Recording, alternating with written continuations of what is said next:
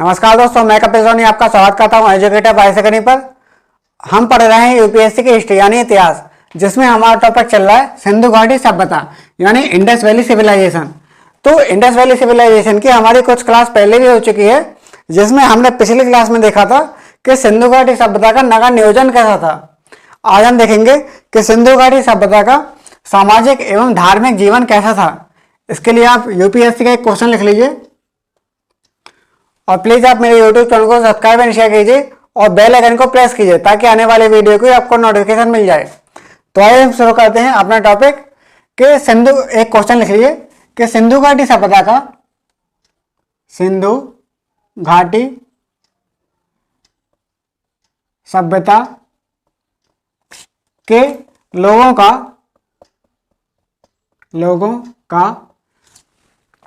सामाजिक सिंधु घाटी सभ्यता के लोगों का सामाजिक एवं धार्मिक जीवन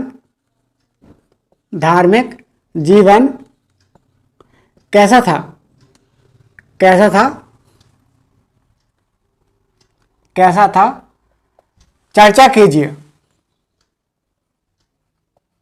चर्चा कीजिए। सिंधु घाटी की सभ्यता के लोगों का सामाजिक एवं धार्मिक जीवन कैसा था, चर्चा कीजिए। और ये क्वेश्चन यूपीएससी में आ चुका है या फिर कोई उसमें आ चुका है स्टेट सर्विस में, तो वहां पे ये आ चुका है। अगर हम ये देखें सिंधु घाटी सभ्यता के लोगों का सामाजिक एवं धार्मिक जीवन कैसा था, इस पर चर्चा कीजिए। तो ये क्वेश्चन आ चुका है। अगर हम इसको विस्तृत चर्चा करें तो पहले हम इसका सामाजिक जीवन देखते हैं। अगर हम इसका सामाजिक जीवन देखें, अगर हम देखें तो समाज के जीवन में हमको कुछ बातें देखने मिल जाती हैं। जैसे अगर हम सामाजिक जीवन को बांटें तो वहां का समाज कैसा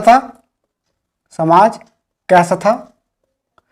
समाज के बाद अगर हम देखें तो वहां पर स्त्रियों की दशा कैसी थी, स्त्रियों की क्या स्थिति थी,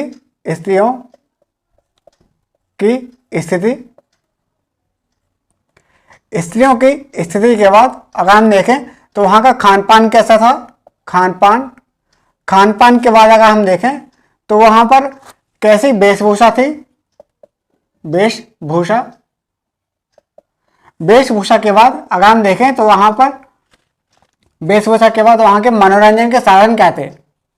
मनोरंजन के साधन कैसे थे, साधन क्या थे। तो हम इसको इन पक्षों में देखेंगे। जैसे वहां का सामाजिक जीवन कैसा था, उनका सामाजिक जीवन कैसा था। अगर हम ये देखें सामाजिक जीवन, हेडिंग डाल लीजिए सामाजिक जीवन। तो क्या है कि सामाजिक जीवन बताने के लिए हमें उसके सिंधु घाटी सभ्यता के कोई लिखित साक्ष्य तो नहीं मिले।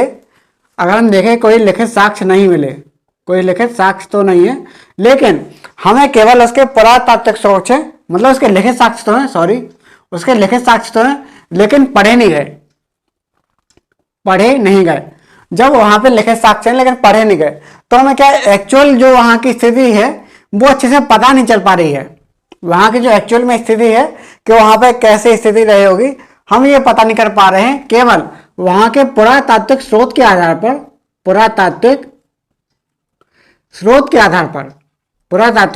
आधार पर ही हम इसका अनुमान लगा रहे हैं कि वहां के लोग कैसे रह रहे होंगे। तो हम केवल पुरातात्विक स्रोत के आधार पर इसका अनुमान लगाते हैं। जैसे हमने देखा था कि सिंधु घाटी सभ्यता में मैक्सिमम घर, वहां के जो नगर थे वो दो भाग में बटे थे, पूर्वी टीला और पश्चिमी टीला। तो इस समय ये देख के पता चलता है कि वहां पर बड़े विभाजन था। बड़े विभाजन कैसे कि यहाँ पूर्वी टीला में रहते थे जो नगरवासी है, वहां पर वो जो विशिष्ट वर्ग है, पुरोहित वर्ग है, वो पश्चिमी टीला में था। तो वहां पर हमको बड़े विभाजन देखने मिल जाता है। अगर हम देखें यहाँ पर तो समाज तीन वर्ग में विभाजित था। तीन वर्ग कौन से, अगर हम देखें समाज, तो समाज के तीन वर्ग थे। अब तीन वर्ग कौन कौन से थे? जैसे एक था विशिष्ट वर्ग, एक था विशिष्ट वर्ग, दूसरा वर्ग था यहाँ पर मध्यम वर्ग, मध्यम वर्ग, और तीसरा वर्ग था हमारा यहाँ पर, तीसरा वर्ग था कमजोर वर्ग, कमजोर वर्ग।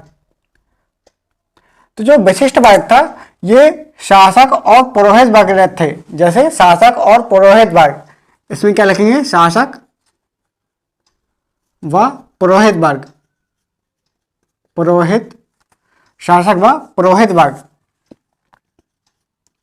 पुरोहित। अभी हम कैसे बोल सकते हैं, जैसे हमने देखा था कि पश्चिमी टीला में जो थोड़ी दुर्ग में रहते थे वो क्या है, थोड़ी वैसे थे, अमीर थे, तो वहां पर क्या है, शासक व पुरोहित वर्ग, तो उनके लिए पश्चिमी टीला बना हुआ था। और अगर हम देखें मध्यम वर्ग, तो मध्यम वर्ग में सभी लोग आते थे, जैसे किसान, किसान हो गया, व्यापारी हो गया, सैनिक हो गए, किसान, व्यापारी, सैनिक, जुलाहा, तो मतलब ईटीसी ये लोग रहते थे, ये क्या है, मध्यम वर्ग में थे। और हम कमजोर वर्ग देखें तो कमजोर वर्ग में जैसे दास, मजदूर, तो ये क्या है, ये कमजोर वर्ग में थे, ये कहाँ रहते थे, ये कमजोर वर्ग में थे। तो हम कह सकते हैं, हम वहां के नगर नियोजन देख के ही पता चल रहा है कि वहां के लोग मतलब बड़े विभाजन व्यवस्था थी वहां पर, और वहां के हमको वस्तुएं, कुछ वस्तुएं देखने मिल जाती हैं, तो इससे हमें पता चल रहा है कि वहां के लोग वर्ण विभाजन में बटे हुए थे। अगर हम देखें स्त्री की स्थिति, दूसरा पॉइंट है हमारा स्त्रियों की स्थिति, तो कहा जाता है कि वो सभ्यता, वो समाज सबसे अच्छा है जहां पर स्त्रियों की स्थिति अच्छी है, स्त्रियों की स्थिति अच्छी है। वही समाज कहा जाता है कि वही समाज प्रगति करता है जहां पर स्त्रियों की स्थिति अच्छी हो, स्त्रियों की स्थिति अच्छी हो।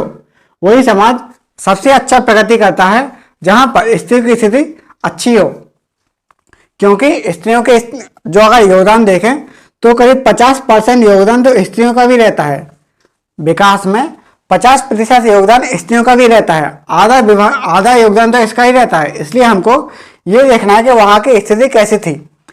तो अगर देखा जाए तो स्त्रियों की स्थिति यहाँ पर काफी अच्छी थी, स्त्रियों की स्थिति काफी अच्छी थी। अच्छी हम कैसे कह सकते हैं, क्योंकि वहां पर मातृ देवी की मूर्ति मिली है। क्या, मातृ देवी की मूर्ति मिली है। वहां की स्थिति की स्थिति बहुत अच्छी थी। इससे यहां पता चल रहा है कि वहां पर मात्र सत्तात्मक, कैसा, मात्र, अगर हम इसको देखें तो ये कैसा था, मात्र, अगर हम इसको देखें तो मात्र सत्तात्मक यहां पर क्या था, मात्र सत्तात्मक प्रधान था।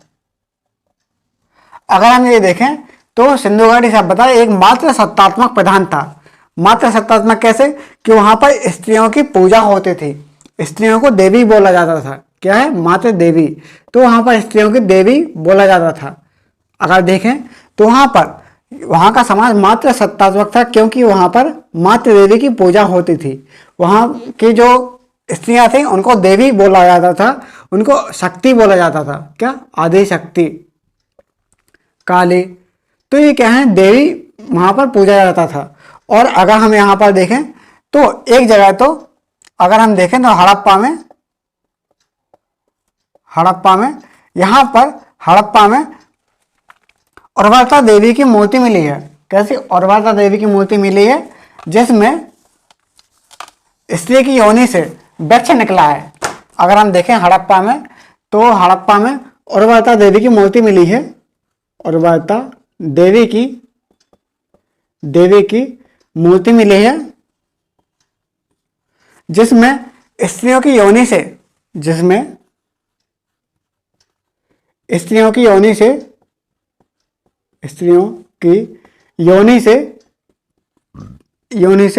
वृक्ष निकला है। क्या, स्त्रियों की योनि से वृक्ष निकला है। तो वहां पर क्या है, उर्वरता देवी, मतलब वहां स्त्रियों की स्थिति बहुत अच्छी थी। लेकिन क्या है, यहां पर कुछ अपवाद भी हैं। अगर हम इसके कुछ अपवाद देखें तो अगर हम इसके अपवाद देखें तो अपवाद हमें देखने मिल जाता है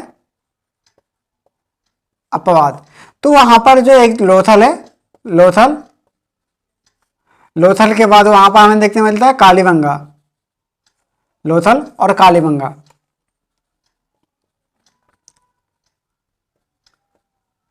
लोथल और कालीबंगा, तो वहां पर क्या है, स्त्रियों की स्थिति काफी अच्छी नहीं थी, वहां पर सती प्रथा के साक्ष्य मिले हैं। वहां पर कालीबंगा और लोथल में सती प्रथा के साक्ष्य मिले। अगर हम देखें लोथल में, अगर हम लोथल में देखें तो लोथल में क्या हुआ है कि 3 युगल समाधान मिले हैं। लोथल में 3 युगल समाधान मिले हैं। और वहां एक जो है कालीबंगा, तो कालीबंगा में 1 युगल समाधान मिले है, 1 युगल समाधान मिला है। वहां पर लोथल में 3 युगल समाधान मिले हैं और कालीबंगा में 1 युगल समाधान मिला है। इससे हमें पता चल रहा है कि वहां पर सती प्रथा जैसी एक कुरीति थी, सती प्रथा जैसी एक नकारात्मक बुराई थी, नकारात्मक बुराई थी। अब देखो, जैसे अगर बोला जा रहा है कि स्त्रियों की स्थिति कैसी थी, तो वहां पर स्त्रियों की स्थिति काफी अच्छी थी और जो मातृ देवी की मूर्ति मिली है, इससे हम कैसे बता रहे हैं कि वहां पर मातृ देवी की मूर्ति मिली है और स्त्रियों को देवी की तरह पूजा जाता था। लेकिन वहां पर हमें एक चीज देखने मिल जाती है कि वहां का जो समाज था सती प्रथा को मान रहा था। सती प्रथा कैसे? क्योंकि हमें लोथल में 1 युगल समाधान मिला है, 3, लोथल में 3 युगल समाधान मिले हैं और कालीबंगा में 1 युगल समाधान मिला है। इससे हमें देख के पता चल रहा है कि वहां पर सती प्रथा मिली है। और हड़प्पा में तो एक अचंभे वाली बात मिलती है कि वहां पर एक मूर्ति मिली है स्त्री की, जिसमें स्त्री की योनि से एक वृक्ष निकला है, योनि से एक वृक्ष निकला है, मतलब उसको उर्वरता देवी की संज्ञा दी गई है। क्या दी गई है? उर्वरता देवी बोला है, इसको क्या बोला है? उर्वरता देगी। अगर हम देखें कि सिंधु घाटी सभ्यता के लोगों का खान पान कैसा था, यहां पर ये खत्म हो गया। अगर हम देखें सिंधु घाटी सभ्यता के लोगों का खान पान कैसा था, तो इसको लिख लीजिए और प्लीज आप पेपर नोट्स बनाते जाइए, अच्छे से नोट्स बनाइए, क्योंकि एग्जाम में इसी से क्वेश्चन आने वाला है और ये बहुत ही इंपॉर्टेंट टॉपिक चल रहा है, इसलिए आप अच्छे से नोट्स बनाइए। लिख लिया होगा। और कभी भी अगर आपको किसी टीचर को अगर चेक करना हो तो पुराने साल के क्वेश्चन लगा के देखिए, प्रीवियस ईयर क्वेश्चन सॉल्व करिए। अगर वो क्वेश्चन सॉल्व हो रहे हैं तो टीचर वो अच्छा पढ़ा रहा है, नहीं तो फालतू बातें करके आपका टाइम वेस्ट कर रहा है। इसलिए हम क्या करेंगे, जो पुराने साल के क्वेश्चन है वो ही चेक करते जाएंगे कि हमारा लेवल कहाँ पर है, हमारा लेवल सही चल रहा है कि नहीं चल रहा है। अगर हम देखें सिंधु घाटी सभ्यता के लोगों का खान पान, अगर हम देखें सिंधु घाटी सभ्यता के लोगों का खान पान, अगर हम खान पान देखें तो वहां का खान पान, वहां पर शाकाहारी लोग भी थे, शाकाहारी और मांसाहारी दोनों प्रकार के लोग थे। वहां पर सिंधु घाटी सभ्यता में शाकाहारी और मांसाहारी दोनों प्रकार के लोग थे। अगर हम शाकाहारी लोग देखें तो जैसे हम देखते हैं कि एक जगह है लोथल, एक जगह है लोथल, तो लोथल से हमें लोथल से हमें धान और बाजरा, लोथल से हमें धान और बाजरा इसके साक्ष्य मिलते हैं। लोथल से हमें धान और बाजरा इसके साक्ष्य मिल रहे, तो हम केवल इसी के साक्ष्य के आधार पर ये बता सकते हैं। और हमें अन्नागार भी मिले हैं, अन्नागार मिले हैं, तो अन्नागार में हमें गेहूं और जौ इसके बीज मिले हैं, गेहूं और जौ के दाने मिले हैं। अन्नागार में गेहूं व जौ के दाने मिले हैं, गेहूं और जौ के दाने मिले हैं। इससे हमें पता चल रहा है कि वहां के लोग शाकाहारी थे। लेकिन अगर देखा जाए तो अगर मांसाहारी में देखें तो एक जगह है सनौली, हमने लिखवाई थी। यूपी में एक जगह है बागपत, तो बागपत में एक जगह है सनौली, यूपी के बागपत जिले में, यूपी के बागपत जिले में एक जगह है सनौली, यूपी के बागपत जिले में एक सनौली है। तो वहां पर जानवरों की हड्डियां मिली हैं। क्या? जानवरों की हड्डियां मिली हैं, हड्डियां मिली हैं। तो इससे हमें ये पता चल रहा है कि वहां का जो समाज था शाकाहारी भी था और मांसाहारी भी था। इससे हम केवल अनुमान लगा पा रहे हैं कि वहां का जो समाज है शाकाहारी भी था और मांसाहारी भी था। शाकाहारी हम कैसे बोल देते हैं? क्योंकि वहां पर जो अन्नागार मिले हैं वहां पर गेहूं और जौ इसके दाने मिल जाते हैं, और लोथल, तो लोथल में तो धान और बाजरा इसके साक्ष्य मिल जाते हैं। लोथल में धान और बाजरा इसके साक्ष्य मिल जाते हैं। तो हम इसी के आधार पर ही बोल सकते हैं कि वहां का समाज शाकाहारी था लेकिन मांसाहारी भी था। जैसे यूपी के बागपत जिले में, कहां पर? यूपी के बागपत जिले में। हमने आपको पिछली क्लास में बताया था कि यूपी के बागपत जिले में से एक गांव है सनौली। तो सनौली में जानवरों की हड्डियां मिली हैं, मतलब वहां के लोग मांसाहारी रहे होंगे, वहां के लोग मांसाहारी रहे होंगे, इसलिए वहां पर जानवरों की हड्डियां मिली हैं। और अगर हम देखें कि वहां के लोगों की वेशभूषा क्या थी, अगर हम देखें वहां के लोगों की वेशभूषा क्या थी, अगर देखा जाए तो सिंधु घाटी सभ्यता के लोगों की वेशभूषा जानने का केवल दो तरीके हैं। दो तरीके कौन से? एक तो वहां के वस्त्र, हम वस्त्र देखकर पता लगा सकते हैं कि वहां के लोगों की वेशभूषा कैसी थी, और आभूषण, तो आभूषण देख के भी हम पता लगा सकते हैं कि वहां का सामाजिक जीवन कैसा था। अगर हम वस्त्र देखें तो वहां पर दो टाइप के वस्त्र मिलते हैं। अगर हम वस्त्र देखें तो दो टाइप के मिलते हैं, जैसे सूती व ऊनी। वहां पर सूती व ऊनी दो टाइप के वस्त्र मिलते हैं। सूती कैसे? जैसे कपास, सूती कपास के साक्ष्य मिल जाते हैं। और अगर एक चीज देखें तो यहां पर मोहनजोदड़ो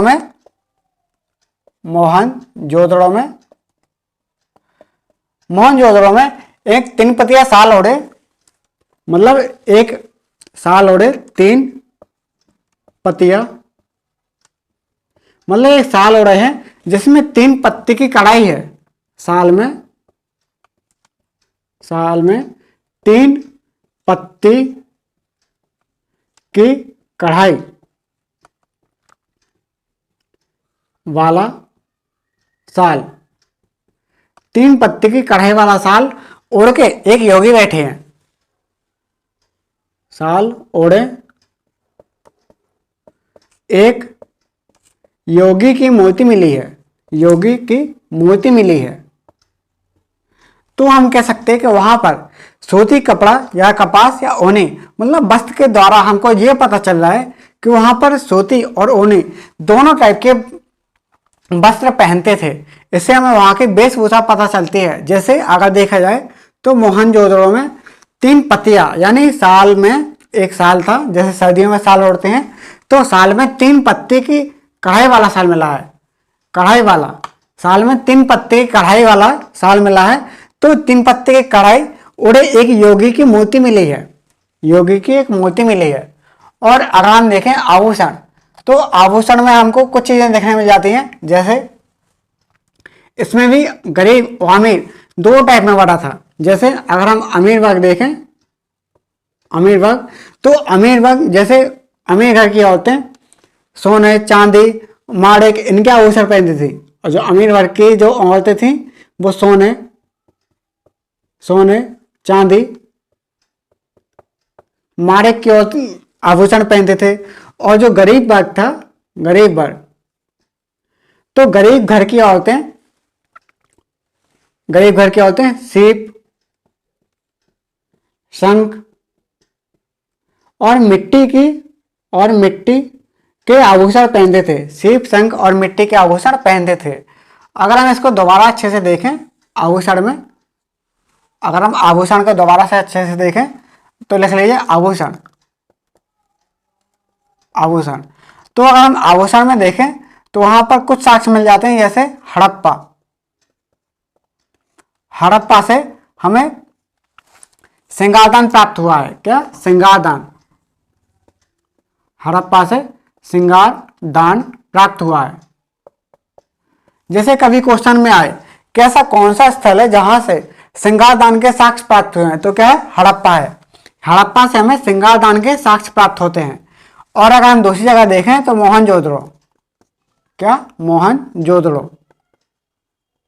तो मोहनजोदड़ो से चांदी की अंडाकार चूड़ियां प्राप्त हुई हैं। चांदी की अंडाकार, मोहनजोदड़ो से चांदी की अंडाकार चूड़ियां प्राप्त हुई हैं। मोहनजोदड़ो से चांदी की अंडाकार चूड़ियां प्राप्त हुई हैं। और अगर हम देखें यहाँ पर कालीबंगा में तो हाथी के दांत प्राप्त हुए, दांत की चूड़ियां मिली हैं। हाथी के दांत की चूड़ियां प्राप्त हुई हैं।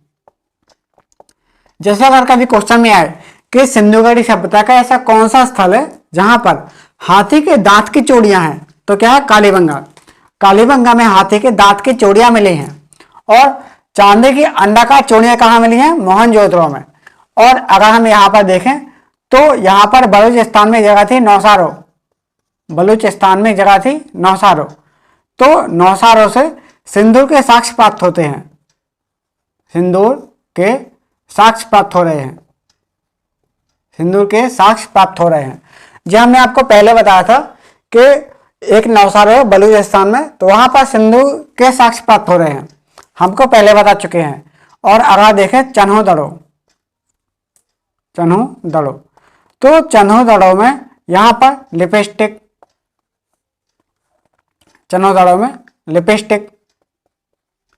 कंघा व अंजन तालिका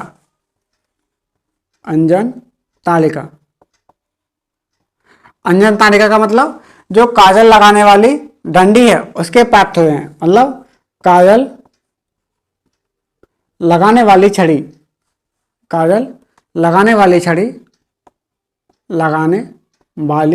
छड़ी, तो हमें इसके साक्ष्य प्राप्त हो रहे हैं।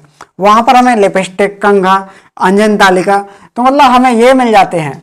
और अगर हम यहाँ पर देखें तो एक जगह थी हड़प्पा से बोतल से काजल के साक्ष्य हो रहे हैं, मतलब बोतल से काजल के साक्ष्य मिलते हैं। बोतल से काजल के साक्ष्य मिल रहे हैं, तो हमें कुछ चीजें मिल जाती हैं। जैसे हड़प्पा से सिंगारदान प्राप्त हो रहा है, मोहनजोदड़ो से चांदी की अंडाकार चूड़ियां प्राप्त हो रही हैं, क्या, चांदी की अंडाकार चूड़ियां। और देखिए कालीबंगा, तो कालीबंगा से हाथी के दांत की चूड़ियां मिल रही हैं। और नौसारो से सिंदूर के साक्ष्य प्राप्त हो रहे हैं। और चन्होदड़ो से लिपस्टिक, कंघा, अंजन तालिका ये मिल जाते हैं। और हड़प्पा से बोतल से काजल के साक्ष्य हो रहे हैं। हड़प्पा में बोतल से काजल के साक्ष्य प्राप्त हो रहे हैं। और यह हमारा क्या हो गया, वेशभूषा। अगर हम देखें कि हड़प्पा सभ्यता के लोगों का मनोरंजन के साधन क्या थे, इसको आप लिख लीजिए। यहां मनोरंजन के साधन में अगर हम देखें तो हड़प्पा सभ्यता के लोग कुछ मनोरंजन के साधन अपनाते थे। जैसे वहां पर शिकार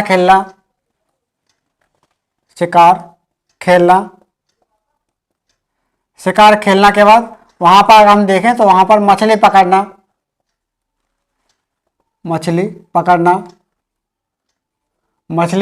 शिकार खेलना, मछली पकड़ना, चौपड़ खेलना,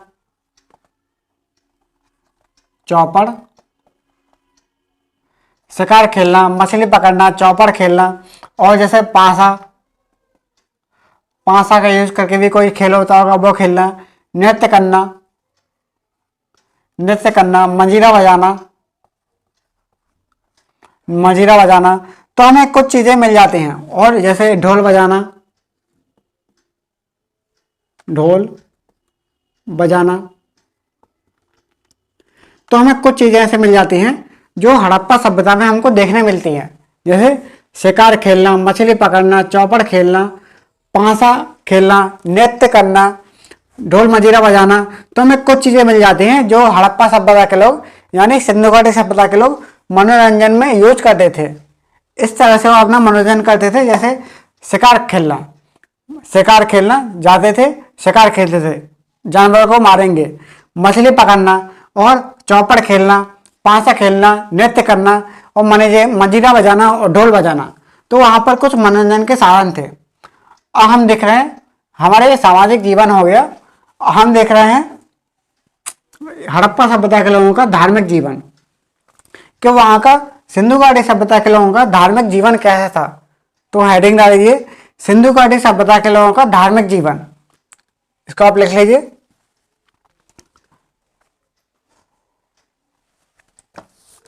अगर हम सिंधु घाटी सभ्यता के लोगों का धार्मिक जीवन देखें तो हमें कोई अच्छे से साक्ष्य इसलिए नहीं मिल पाता है क्योंकि वहाँ की जो लिपि है पढ़ी नहीं गई। वहाँ पे अच्छे से इसलिए पता नहीं लग पा रहा है। हम केवल वहाँ के साक्ष्य के द्वारा, जो साक्ष्य मिल रहे हैं, पुरातात्विक स्रोत मिल रहे हैं, उसके द्वारा केवल अनुमान लगा पा रहे हैं कि वहाँ के लोग क्या करते थे, कैसे रहते थे, उनका धार्मिक जीवन कैसा था, सामाजिक जीवन कैसा था। तो केवल हम अनुमान लगा पा रहे हैं। अगर हम देखें वहाँ का धार्मिक जीवन,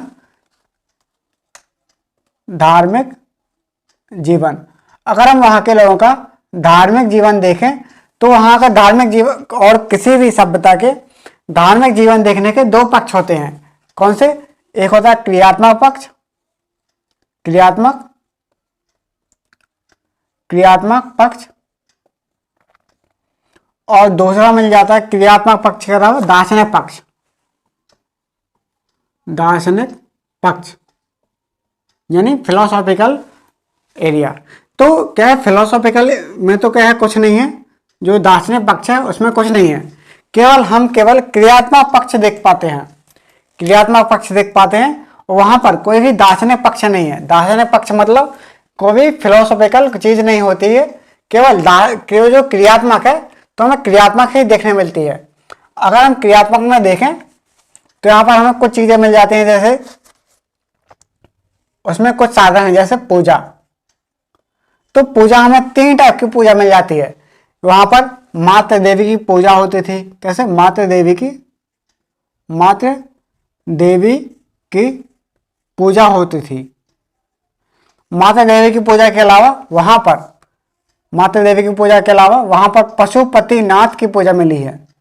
पशुपति की पूजा के साक्ष्य मिले हैं। पशुपति की पूजा के साक्ष्य मिले, यह हमें कैसे पता चलता है? वहां पर मोहरों में एक व्यक्ति है,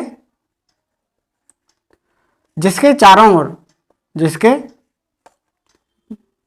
वहां पर मोहरों के एक व्यक्ति है जिसके चारों ओर जानवर हैं, जानवर मतलब पशु हैं, लिख देंगे पशु हैं। अब ये कैसे? अगर मान लो वहां पर कोई एक मोहर है,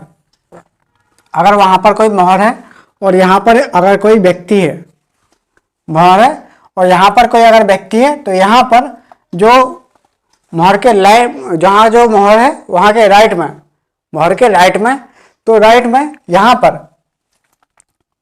यहाँ पर बाघ और हाथी, तो इसके चित्र बने हुए हैं। जो एक मोहर है, मोहर में एक व्यक्ति के राइट में सीधे हाथ तरफ वहां पर बाघ और हाथी के चित्र बने हुए हैं। और यहाँ पर अगर हम देखें तो लेफ्ट में यानी गैंडा, बाएं तरफ यानी लेफ्ट में गैंडा और भैंसा, इसके चित्र मिल जाते हैं। और यहाँ पर उसके नीचे 2 हिरण मिले हैं। अगर देखें तो इसके राइट में बाघ और हाथी ये चित्र बने हैं, गैंडा और भैंसा ये चित्र मिले हैं, और 2 हिरण इसके चित्र मिल जाते हैं। तो वहाँ पता चलता है ये पशुपति है। तो वहाँ पर पशुपति की पूजा होती थी। और यहाँ पर देखें तो वृषभ पूजा के भी साक्ष्य मिले हैं। वृषभ पूजा मतलब क्या हुआ कि एक सींग वाला बैल,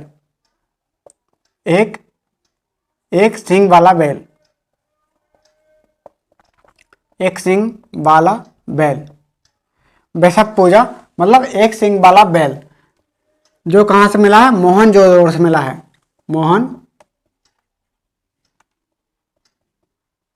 मोहनजोदड़ो से हमें एक सींग वाला बैल मिला है। कहाँ से, मोहनजोदड़ो से। यहाँ की हमें एक चीज और देखने मिल जाती है, जैसे पशुपति। तो पशुपति का ये नाम किसने दिया था, नाम दिया था अर्नेस्ट मैके ने। अर्नेस्ट मैके ने इसका नाम दिया था। अर्नेस्ट मैके ने मतलब यहाँ की खोज की थी।